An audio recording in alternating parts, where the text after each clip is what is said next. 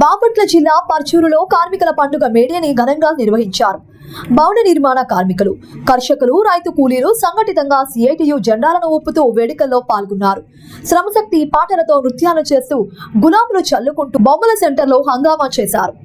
CPI, CPM, ఇతర communist పార్టీలు కూడా మద్దతు తెలపడంతో కార్మికులు నినాదాలు అంబరాన్నంటాయి. అనంతరం సిఐటియు నాయకులు కె శ్రీనివాసరావు మాట్లాడుతూ ప్రభుత్వం కార్మిక వ్యతిరేక చట్టాలను రద్దు చేసి వారికి 8 గంటల పని దినాలను కల్పించాలని డిమాండ్ చేశారు. యాజమాన్యాలు కార్మికుల కష్టాన్ని గుర్తించి వారికి సరైన వేతనాన్ని ఇవ్వాలన్నారు. కార్మికులు ఐక్యత వర్ధిల్లాలి అంటూ నినాదాలు చేసి వారికి శుభం కలగాలని ఆకాంక్షించారు.